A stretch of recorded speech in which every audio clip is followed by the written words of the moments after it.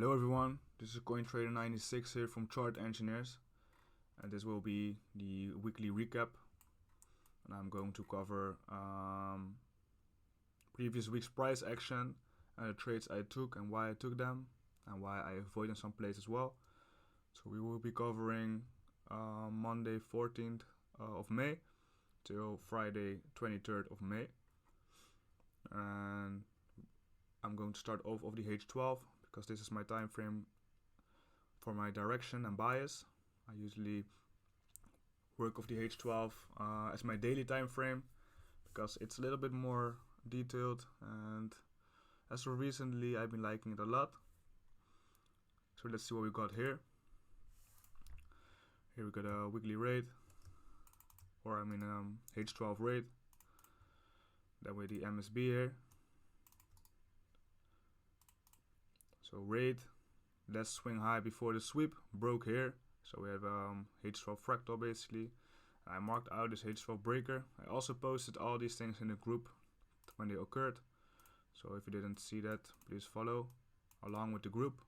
So you won't be surprised when I show these things.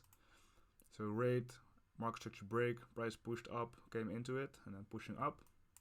So from this point I was quite bullish entering Monday's trading because I was thinking these highs would get blown out. And there was also a weekly high sitting here, right there. Then price is kind of pushing up and arranging. So let's go over to Monday's trading real quick. So Monday and Tuesday were a flat day for M5 traders. At least for me it was a flat day. And I think if you were trading off the M1 time frame, you could make a killing on Monday and on Tuesday, but for me there was not much to play because my plays were invalidated before I could enter. So Monday, London Open in the red area, 8 a.m. to 11 a.m. Here you can see where the M5 sweep, M5 market structure break to the upside. But then if I zoom in on that, let me go back to Monday. So annoying when this happens. It keeps flicking back, but okay. We can see here where the M5 rate, M1 market structure break, and then this M1 breaker zone was tested and run for 3R plus. As you can see, look. Let me mark out the FIB2 real quick. Where is it? Oh, there. From there to there.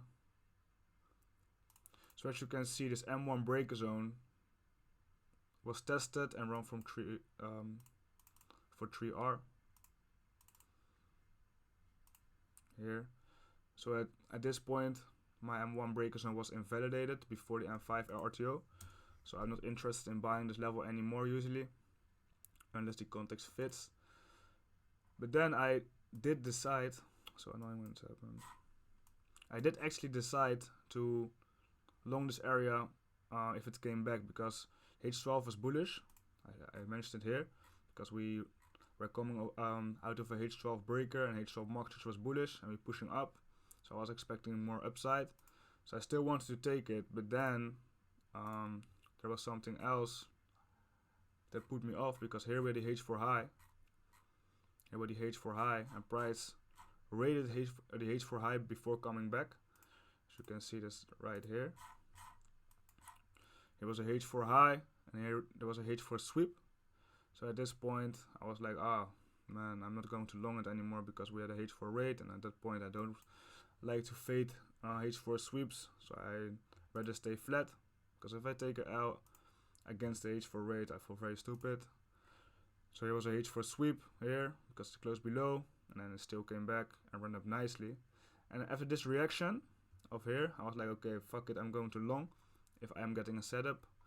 But there was no M5 rate at all on this move up, and then pushed up. I think on the M1 there were many setups you could take for longs, but it was a H4 rate. The M1 break zone was tested as well. So at this point I was like, nah, I got two confluence against my trade. H4 rate and M1 break zone was tested. So at this point I was like, nah, I'm going to skip Monday's trading and maybe enter on a reaction in New York, but still nothing. That was Monday's trading, basically quite flat. And on Tuesday, what a very flat Asia, you can see that. And then when London Open kicked in, it ran up like 50 pips or something without giving any entries of the M5. I think M1 traders have gotten have got entries, but on the M5 there was nothing, no M5 rates at all. You can see that nothing, no M5 rates, so just nothing basically. A 50 pip move without any entries from me, so London Open was done. And then here we had New York session, price pushed up, giving no M5 rates, pushing down, basically nothing. And then here there was an M5 fractal, which I skipped myself, and I also mentioned it in the group why I was skipping it in advance. I think some of you took it and took a L on that, because there was actually let's see. So M5 rate, M5 market structure break, and you can see how it pushed up, taking the stops. But I avoided this play because all the way back here, let me mark it out. All the way back here with the weekly high, right? Let me put it on right there with the weekly high, and on this candle, that was Tuesday. As you can see, this candle was Tuesday right there. So this weekly rate was very shallow, and I mentioned in the group, when I get a shallow weekly rate or a daily rate, there's usually more liquidity above. So it was very shallow, and at that point I was like, I'm not going to sell because they could easily drive price higher to take out the liquidity above, because there was not a lot of resistance to do that. And in the end I avoided the loss here because of that, because I was thinking price could go higher. And that was it basically for Tuesday. That was one setup. It was an L, but I avoided it because of the weekly high and the shadow rate of that. And on an open there was also nothing, just straight push, 50 pips without any entries. So yeah, Monday and Tuesday was flat, and I also updated in the group about this. I think if you followed me, you already know about this. And then Wednesday came through very clean. Wednesday's trading Asia, ranging here, pushing up. So clean London Open manipulation, where I mean like in advance of London Open, they pushed it up. M5 fractal right there, very clean. M5 rate. It was also a potential H4 rate at the same time. Here with the last, let me zoom it in, last swing low before the sweep. It broke here, retest, and it died quite nicely in London Open. And if you can see here, in this level here, this H4 rate was right at this area, and here it closed as a H4 sweep. So price pushed up. So at 7 a.m., 1 hour ahead of London Open, there was a H4 sweep, and then a M5 fractal to sell it down, and also the entire structure was quite nice to get in shorts. Accumulation, manipulation, distribution. Let me show real quick what it looks like. Accumulation, manipulation, clean distribution. As you can see, accumulating orders above and below the marketplace. They're rallying it up, basically trapping all the longs, and then they pushed it down real nicely. But the thing was with the setup, the M5 breaker zone was quite big, so I zoomed into the M1. Let me go back. Right there, here it is. So I zoomed into the M1. So as you can see, the breaker zone was quite big, right? Because it was a level, how much pips it was, because I don't take any breaker zones above 10 pips. It was 10.9 pips, so at this point I was like, nah, this is too big. So I was looking for any refinement to get a tighter entry. And then with the M1 fractal within, rate. Here was the MSB right there. So sweep, mark such a break, because this was less swing low before the sweep. I marked out this zone here, the breaker zone, and I took a short from here with stops above, and it fell off nicely. I also broke it down live in the group, and it was this trade basically. You can see how I played it. I put it a little lower to adverse spreads, and stops a bit above, and I was quite convinced in this trade, so I did let it run for 5R. and yeah, because of the AMD structure as well, accumulation, manipulation, and I knew when AMD happens, they usually go below the accumulation. So accumulation, manipulation, distribution. So I held it for around here, I think, around 5R, and then I closed it. So that was my first trade with a 5R win. So this was this one on the 19th of May. M5, M5, M1 for 5R. So let's see what we have in New York. I think there was nothing much. I think I called it a day after this win because I did 5R, weekly objective hit basically, and then I think I stopped trading. I don't think there was any setups in London Open or in New York Open, because here there was a nice New York Open pullback, retracement basically, pushing back into this level, into the M5 fractal, and then you could have sold this again because the H4 was still sweeping, you see. Still H4 sweep, and then it came in nicely, pushed down quite hard again. So if you took this again, I think you would have had your TP before session close, something like this, right there, entry here, and then TP was right there at 8 a.m. or 8 p.m. so after session basically. And I think even in this area here there was a setup. Read.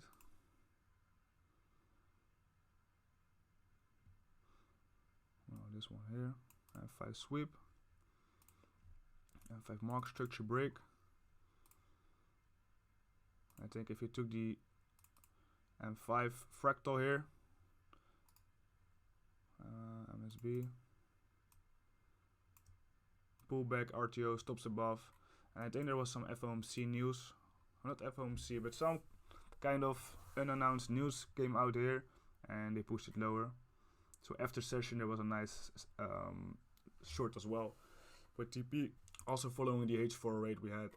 So quite clean PA there, but I didn't take any of this because I took my 5R in London Open, and then I don't really like when price gives a second tap in a level because the level is not untested anymore, and I usually prefer untested levels myself. Okay, so that was Wednesday. Let's go over to Thursday. Yeah, Thursday was quite clean. London Open I had nothing. And the M5 break, no rate. Basically nothing to play. No M5 rates. They pushed it down. A dry London Open session. But then after session we had a nice M5 rate here. Template rate. But I don't think there was any RTO there. But the M5 fractal was created, and usually when price creates an M5 fractal, it's usually a bullish sign in this case, and they push it up. There was a sneaky M5 low here, M5 rated, MSB right there. Template, MSB bull. Let's swing high before the sweep, break a mark structure here. They push it up. They rated a M5 in here. So at first I was not really sure if this would push up, but then I saw the M5 rate within, and we also had the bullish H12 still. Here with a new mark structure break, and here with a new breaker mitigation block kind of level. And here you can see how it bounced here, pushed up, bounced again, and I think when this long happened, this push up, it was somewhere around, yeah, it was somewhere around here on this candle here, yeah, on this candle here. It was pushing up basically with the bullish H12 mark structure. So H12 was kind of bullish and aligning with the direction of the trade.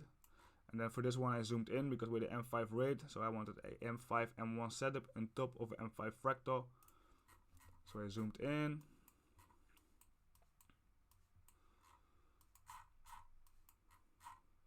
Yeah, so M5 rate was here, M1 mark structure break there. I used this entire zone, I think. Yeah, I used this zone here, and then I longed in this level here, somewhere like something like this, I think. can see pullback, and they pushed for 3R. See the rejections here. I think that was this trade here. Yeah, and also some engineered liquidity, because you can see they were engineering liquidity right here. See that? A high. They were all unrated as well, so it was quite bait that they would push it up, and a nice TP there. You can see here, I put my limit, and then some drawdown, and they pushed it up for 3R, I think, or 2.5R there. I wanted 3R, but I was quite impatient again, and I closed it manually at around 2.5R. And my initial TP was hit in the end, because I was stupid closing it earlier, but I still did quite well though. So 2.5R there. So that was Thursday, I think. Let me see. Yeah, that was Thursday. And Friday there was some French PMI news release. It's usually some liquidity injections on these events, and some quite clean PA again as well. Let me see here.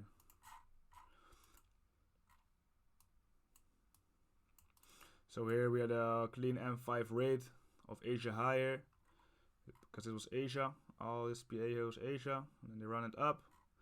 Break a market structure on the M5, right there.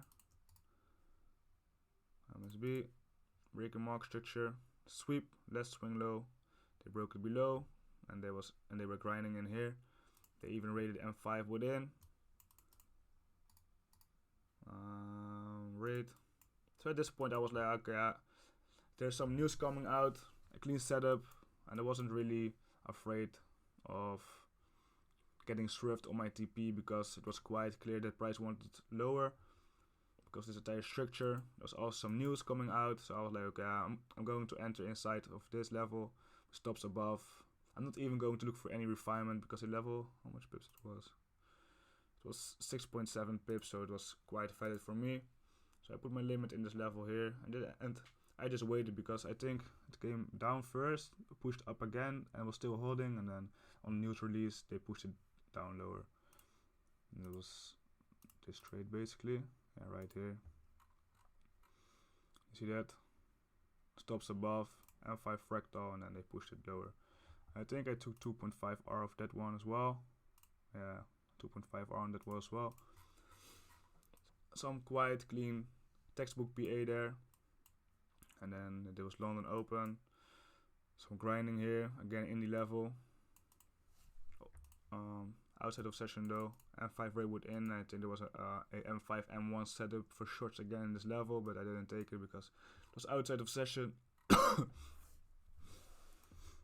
I did notice lately that EURUSD is moving quite clean within sessions, so I'm still going to monitor it for now, and maybe adjust my trading system a little bit, and also take some risks within the sessions. But for now I'm still good with this, because I'm only trading London Open and New York Open, and still doing decent R, so I'm not really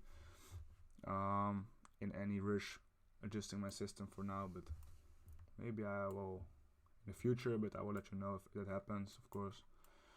Oh yeah, and then there was also a scalp short in New York Open on Friday. Cause let me see, on the H4 there was some let me see, yeah, right there. Here there was a FEG on the H4. I marked it out. I was just looking for confluence in this case. H4 FEG. You can see how it bounced in this level, so it had quite some reaction of that, and then they broke below it. And when this happens, the FEG was kind of flipping as resistance in this case. And you can see how it tapped in, and at that point, yeah, let me sync it real quick. Yeah, here you can see how price broke down, and they tapped into the H4 FEG because it was flipped. You see that here it was also support. Here it was formed, support, pushed up, support, then they broke down, and then it flipped resistance. And at that point I knew they wanted lower prices in New York, so a continuation of what happened in London, because London pushed it down, they pushed it up a little bit, down, and then here a retest, and then I zoomed into the M1 for this one, and it was quite in a flow state because I was up a lot, and then at that point I can play a bit more aggressively. I hope this is going to load now.